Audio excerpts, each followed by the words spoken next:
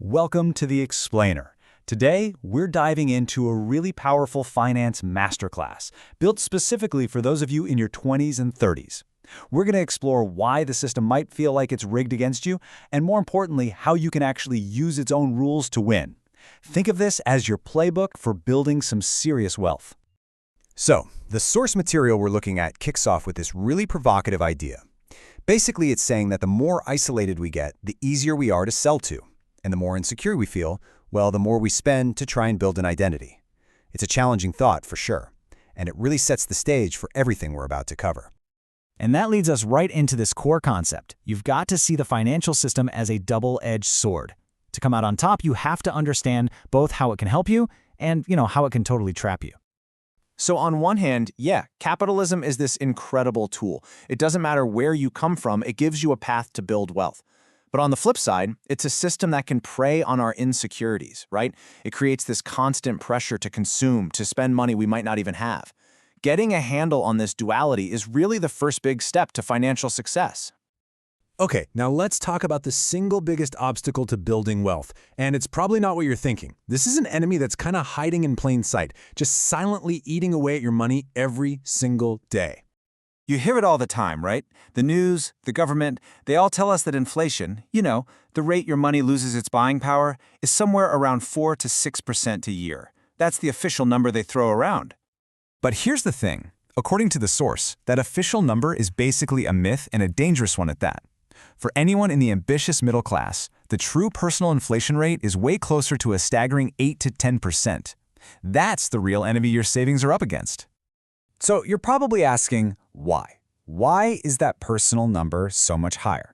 Well, it's because the costs of the things that actually matter most to us, getting an education, healthcare, a place to live, those are all skyrocketing way, way faster than the official rate. And then you throw in lifestyle inflation, that pressure to get the new phone, take the fancy vacation, and that 8 to 10% starts to feel very real. And this quote just nails it. It perfectly illustrates what's going on here. We've all heard about the magic of compounding interest, right? How it builds our wealth over time. Well, inflation is its evil twin. It's compounding in the opposite direction, silently destroying the value of your money. So what does this 8% inflation actually do to your money in the real world? Let's take a look at exactly why just stashing your cash in a regular old bank account is a guaranteed losing strategy. Okay, this table shows the shocking reality of it all.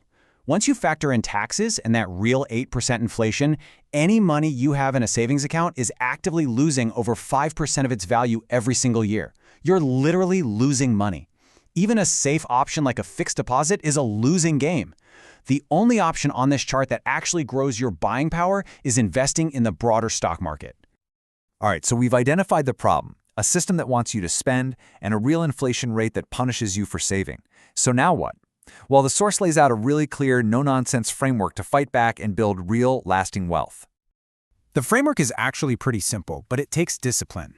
It's 3 steps: earn more, spend less, and then invest the difference wisely for the long haul. Let's break down those first 2, earn more and spend less. Now, earning more isn't just about, getting a small raise. It's about making big, strategic life decisions, like improving your job address, literally moving to where the opportunities and higher pay are, or becoming the absolute best in one specific field. The source even points out that having a partner with that same growth mindset is a huge financial advantage. And just remember this, the path actually gets less crowded the higher you climb. And on the other side of the coin, spending less is all about avoiding those massive financial traps. You have to ignore the peer pressure that makes you want the fancy car or the latest phone. Be really smart about your biggest expenses, your car, your wedding, your house. And this is so important. Get your advice from mentors, people who are 10 or 20 years ahead of you, not from your friends' highlight reels on social media. But listen, even if you nail those 2 things, you're earning more, you're spending less, there is one specific trap that can completely wreck all your progress. It can destroy your financial future before you even get started. The legendary investor Warren Buffett gave us the only 2 rules you ever need in finance. Rule number 1, never lose money. Rule number 2, never forget rule number 1. It's all about protecting your capital. So what's the biggest way young people today break that first, most important rule? What is the fastest, most common way that people in their 20s and 30s just completely violate that number one rule and lose a ton of money, setting themselves back for years and years? It's personal loans, simple as that.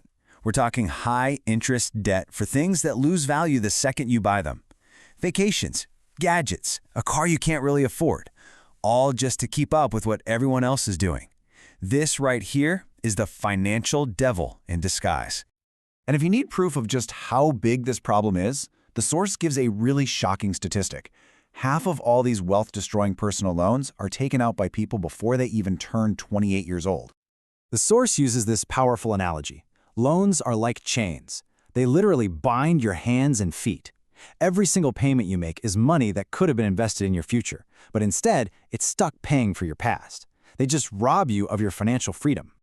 So in the end, everything we've talked about really boils down to a single, powerful choice. And the source material leaves us with this final question to think about. Will you work hard in your 20s so that your 30s can be easier? The choice is all yours.